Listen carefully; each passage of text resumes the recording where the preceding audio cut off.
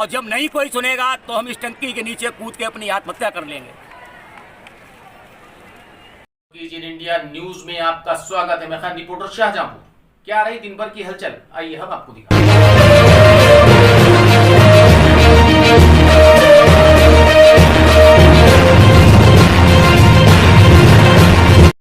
और 5 घंटे से भी ज्यादा हो गए हैं काशीराम में पानी की टंकी के ऊपर चढ़े हुए गुप्ता जी को, लेकिन किसी ने उतारने की कोशिश नहीं करी। पुलिस आई, आने के बाद में समझाने के बाद में जब गुप्ता जी का ये कहना था कि मेरी मांगों को पूरा करा जाए तब हम उतरेंगे, लेकिन पुलिस ने हर संभव प्रयास किया और उसके बाद पुलिस हार के चली गई। इस समय मौके पर आपको बता दें, एक सिपाही भी मौजूद नहीं है, बल्कि सिपाही तो बहुत बड़ी बात है, एक होमगार्ड भी मौजूद नहीं है।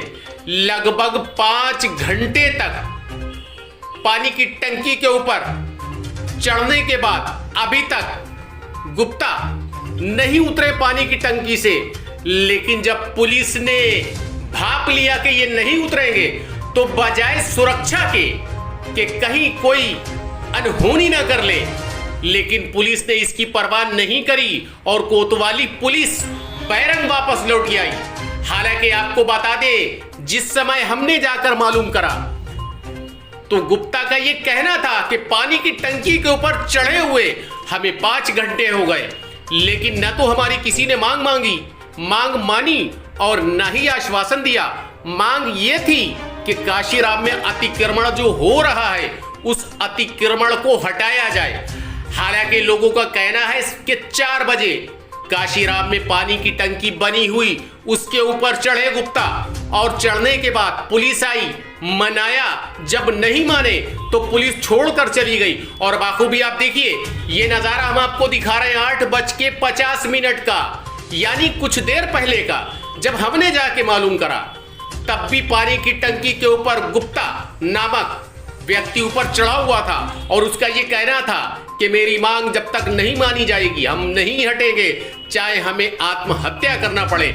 लेकिन पब्लिक तो आप देख रहे हैं, इस बीच पुलिस का एक भी सिपाही कोतवाली क्षेत्र का यूं मान के चलिए कि एक होमगार्ड भी इस समय वहां पर मौजूद नहीं है। एक बार फिर बता दें, कोतवाली पुलिस का एक होमगार्ड का जवान भी वहां पर मौजूद नहीं है और इस समय 5 घंटे हो गए, लेकिन काशीराम कॉलोनी में पानी की टंकी के ऊपर गुप्ता चढ़े हुए हैं। उनका ये कहना है कि हम नहीं उतरेंगे। हालांकि हमने बहुत पूछने की कोशिश करी, लेकिन गुप्ता का ये कहना था कि आप अकेले पानी की टंकी के ऊपर चढ़ के आ जाओ, हम आपको विस्तार से पूरी बात बताएंगे।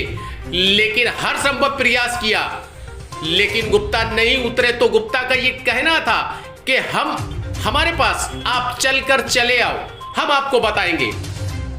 इसी बीच आपको बता दें, हम पहुंचे सीधे पानी की टंकी के ऊपर और एक बार फिर बता दें, एक सिपाही एक होमगार्ड भी इस समय वहां पर मौजूद नहीं है और पानी की टंकी के ऊपर इस समय भी व्यक्ति अपनी मांगों को लेकर अड़ा हुआ। जो आप देख रहे हैं लड़का, इसका पिता पानी की टंकी के ऊपर चढ़ा हुआ है। हालांकि परिवार वालों ने बहुत समझाने की कोशिश करी, लेकिन उनका यह कहना था कि हम नहीं उतरेंगे जब तक हमारी मांगे पूरी नहीं होंगी।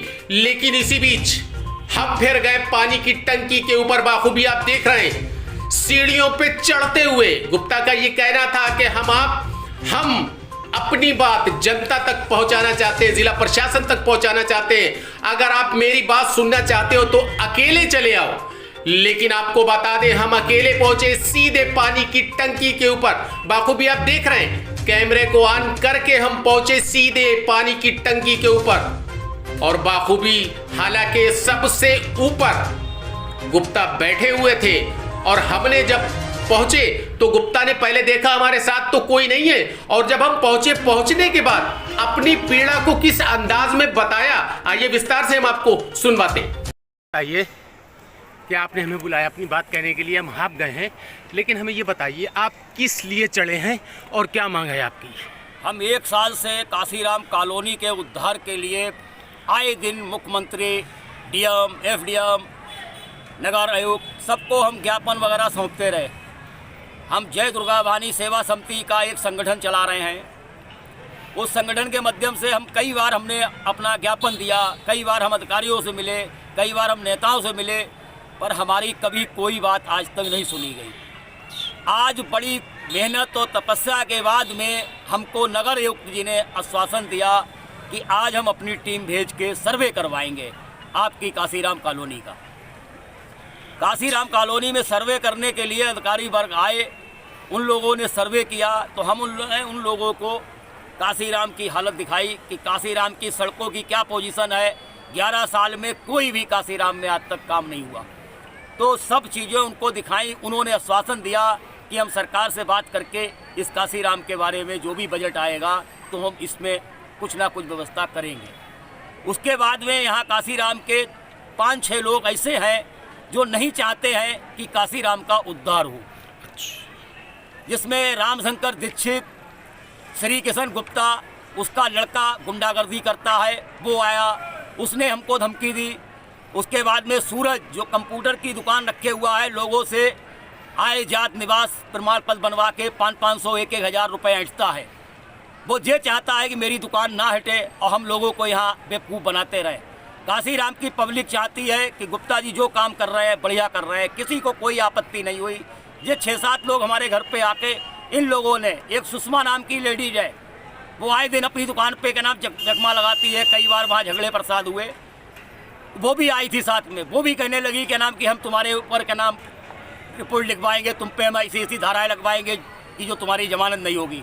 हमने जो कोई कार्रवाई करनी है आप करिए जाके, हम मना नहीं कर रहे हैं कार्रवाई के लिए, पर इसमें कोई भी बाधा ना डालिए। अधिकारियों के सामने भी वो जाजपड़ करती रही, पर अधिकारी ने उसको समझाया जो सरकारी ज़मीन है, इस पे आप अवैध रूप से कोई भी कब्जा नहीं कर सकते। उसके बाद में अधिकारी वर्ग चले गए। उसके बाद में जो हमारे घर पे सब लोग आए। हालांकि गुप्ता का ये कहना है कि हम 4 से 5 लोगों से तंग आकर हम पानी की टंकी के ऊपर चढ़े, क्योंकि उन्होंने हमको चैलेंज करा है, इसीलिए हमने ये काम किया। किसने चैलेंज किया, आइए हम आपको उन्हीं की जुबानी सुनवाते हैं। और हमसे कहा काशीराम कॉलोनी में तुझे रहने नहीं देंगे, तू साला ज़्यादा नेतागिरी कर रहा है। और इन्होंने आके हमें गाली पकड़ी दी और मारने को हमारे ऊपर सीधे हो गए।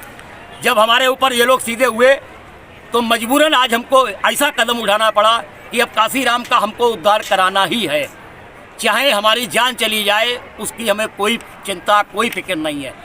पर समाज के हित में लड़ रहे हैं, लड़ते रहेंगे जब तक सांस में सांस है। तो ये बताइए कै बजे आप चढ़े थे टंकी की? वो हम टंकी पे चढ़े थे करीबन 5 बजे, 5-5:30 बजे के टाइम पे टंकी पे चढ़े। इस समय क्या टाइम हो रहा है? इस समय लगभग टाइम हो रहा है 8:25। मेरे पास ये कागज भी है, ये कागज भी मेरे पास है जो हमने ज्ञापन दिया था। इस कागज को हम लेके साथ में अधिकारियों के घूमे हैं और उसके बाद में हमारे संग में वो बदसलूकी हुई है कि हम आपको किस उसमें जाए करें। आज हमारी बहुत ज़्यादा ही बेइज्जती करी गई है। फिर बता दें, इस समय मौके पे कोई भी पुलिस प्रशासन नहीं है, यहाँ तक कि एक होमगार्ड भी नहीं है। सुरक्षा की दृष्टि से अगर कोई अनहोनी हो जाती है तो इसकी जवाबदेही किसकी होगी? जिसके पश्चात आपको बता दें, हार के थक के खुली चुनौती गुप्ता ने किस अंदाज में दी, आप खुद ही सुनिए। और जब नहीं कोई सुनेगा तो हम इस टंकी के नीचे कूद के अपनी आत्महत्या कर लेंगे। और जब नहीं कोई सुनेगा तो हम इस टंकी के नीचे कूद के अपनी आत्महत्या कर लेंगे। अगर आप हमारे चैनल पर नए हैं तो इस चैनल को सब्सक्राइब जरूर करें और बेल आइकन को दबाना ना भूलें, ताकि आप कोई भी नई वीडियो का अपडेट मिस न कर पाएं।